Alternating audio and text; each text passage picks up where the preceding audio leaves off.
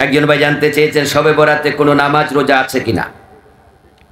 শবে বরাতে একটি হাদিস আছে, রাতের বেলায় কিয়াম, দিনের বেলায় সিয়াম। শবে বরাত মানি শাবান মাসের মধ্য রজনী। এই রাতের তাৎপর্য আছে, ফজিলত আছে, সহি হাদিস দ্বারা প্রমাণিত। এই রাতে আল্লাহ মানুষকে ক্ষমা করে যারা শিরিক করবে না, যারা অন্তরে অন্যের প্রতি হিংসা বিদ্বেষ লালন করবে না, আল্লাহ তাদেরকে ক্ষমা করবেন, এটা সহি হাদিস দ্বারা প্রমাণিত। তবে দিনের বেলায় রোজা, রাতের বেলায় কিয়াম নামাজ, যে হাদিসটা, ওই হাদিসটার মান হলো জয়ীফ। অন্য অন্য রাত যেমন ইবাদত করা হয়, শবে বরাতের রাতে ইবাদত করতে কোনো মানা আছে? এজন্য অন্য অন্য রাতের মতো ইবাদত চলবে। তবে শবে বরাতের রাত 12 রাকাত নফল নামাজ, এ জাতীয় কোনো রাকাত নির্ধারণ করা কোনো হাদিস পাওয়া যায় না। আপনার যা ভালো লাগে আপনি পড়বেন, তেলাওয়াত করতে মন চাইলে করবেন। তবে ব্যক্তিগত ইবাদত সবাই মিলে দল বেঁধে আমরা যেভাবে করি, এটাও হাদিস দ্বারা প্রমাণিত নয়। রাতের যখন প্রথম 2 ভাগ চলে যায়, তৃতীয় ভাগে আল্লাহ তাআলা দুনিয়ার আসমানে অবতীর্ণ হন। এটা সহিহ মুসলিমের হাদিস দ্বারা প্রমাণিত। রাতের শেষ ভাগে আল্লাহ দুনিয়ার আকাশে আসেন। শবে বরাতের রাতে কি আসবে না? প্রতি রাতেই আসেন। সুতরাং শবে বরাতের রাতেও তিনি আসবেন, এসে মানুষকে ডাকেন, কে আছো ক্ষমা চাইবে, ক্ষমা করতে এসেছি। কে আছো অসুস্থ, চাইবে সুস্থতা, সুস্থ করতে এসেছি। কে আছো বিপদ মুসিবতে ক্লিষ্ট, আমার কাছে প্রার্থনা করো, বিপদ দূর করতে এসেছি। এজন্য শবে বরাতের রাতের শেষ অংশে ইবাদত। আমাদের বাংলাদেশে যে মসজিদগুলোতে আমরা সবাই মিলে শবে বরাত উদযাপনের জন্য যেভাবে যাই, প্রায় মসজিদে রাতের 10টা-11টার ভিতরে কিন্তু শেষ। আল্লাহ তাআলা কি প্রথম অংশে দুনিয়ার আকাশে আসেন না শেষ অংশে? তো আমরা তো প্রথম অংশে কইরা ঘুমাই রইলাম, আল্লাহ এসে শেষ অংশে ডাকে, তখন আমরা ঘুমে। এই জন্য আমাদের দেশে যে কালচারটা চালু হয়েছে, শবে বরাতের রাতে সবাই দল বেঁধে মসজিদে যাব, 10টা-11টা পর্যন্ত জিকির আজকার নামাজ কালাম পরে চলে আসব, এই কালচারটা এটা ঠিক নয়। বরং সে রাতে যারা ইবাদত করবে, প্রথম রাতের চেয়ে শেষ রাতের ইবাদতের গুরুত্ব বেশি।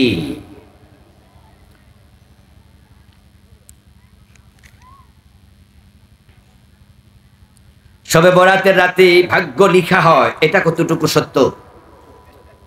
তাকদীর লিখা হয় শবে কদরে।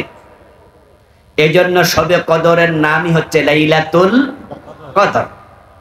তবে হ্যাঁ, লাইলাতুন নিসফে মিন শাবানে আল্লাহ তাআলা আগামী বছর যারা পৃথিবীতে আসবেন তাদের নাম লিখেন, যারা এই বছর মারা যাবে তাদের নাম লিখেন, কে কি রিজিক খাবে পাবে এগুলো লিখেন।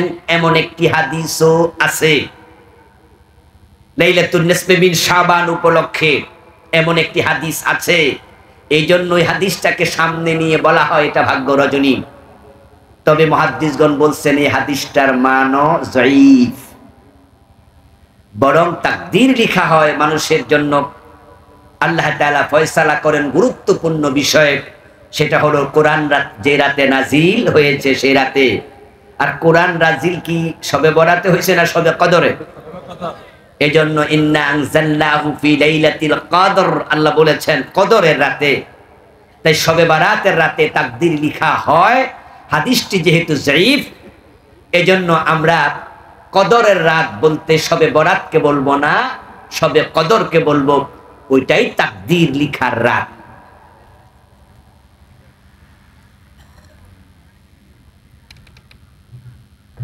ইসলামী আন্দোলনের কর্মীদের নামাজ ও সুন্নাহর গুরুত্ব আলোচনা করলে ভালো, ইনশাআল্লাহ অন্য কোনো দিন আলোচনা হবে। ফজরের আজানের আগে গজল গাওয়া যাবে? নিয়মিত গাওয়া যাবে না। ফজরের নামাজের আজানের গুরুত্ব কোনোভাবে কমানো যাবে না। ফজরের নামাজের আজানের গুরুত্ব গুরুত্বের দিক থেকেই অতিরিক্ত দুটি শব্দ আমরা বলি, আসসালাতু খায়রুম মিনান নাওম। তা আপনি যদি ওঠেন, জাগেন, গজল, গান ইত্যাদি দিয়ে ধাক্কান, তো আসসালাতু খায়রুম মিনান নাওমে বাক্যের দরকার কি? কিভাবে রাতের গুরুত্ব, ভোর রাতে জাগতে বলা হলো, শব্দ দিয়ে রাসূলুল্লাহ শিখিয়েছেন। এই জন্য আপনি নিজ থেকে বাড়িয়ে দেবেন না কিছু। আর তখন মানুষ নামাজে থাকে, কেউ পার্সোনাল ইবাদতে থাকে। যারা তাহাজ্জুদ পড়ে তারা তাহাজ্জুদ পড়ে, মা বোনেরা ফার্স্ট ওয়াক্তে, আউয়াল ওয়াক্তে ফজর পড়ে আবার বিশ্রাম করে।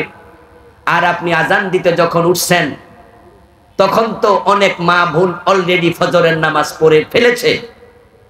তো আপনি যখন গান গান, তখন কি তাদের ক্ষতি হয় না?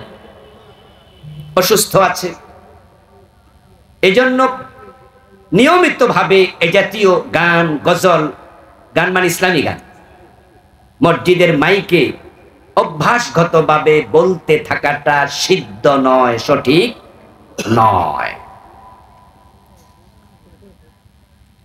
ইমাম ও মুয়াজ্জিনের বেতন বৃদ্ধি করার প্রয়োজনীয়তা খুব প্রয়োজন।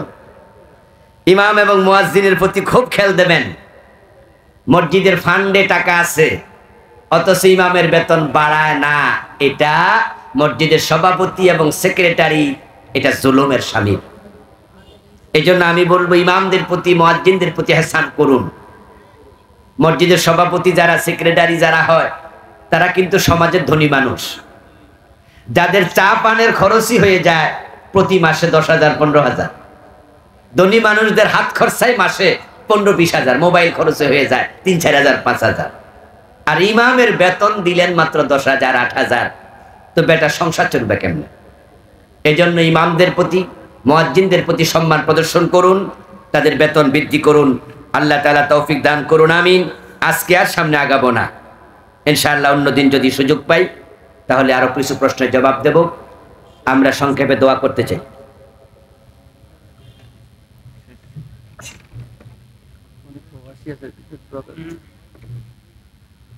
মহিলারা বাহিরে গিয়ে দিনের কাজ করতে পারবে কিনা? পুরুষেরা বলে, যেটা কি, যেটা জানো ঘরে বসে আমল করো। বাহিরে মহিলা বের হওয়া নাকি গুনাহ? সঠিক উত্তর দিয়ে বাধিত করবেন। পর্দার সাথে মহিলারা যদি চায় অন্য মেয়েদের মাঝে দ্বীনের তালিম দিতে, তাহলে সুযোগ আছে।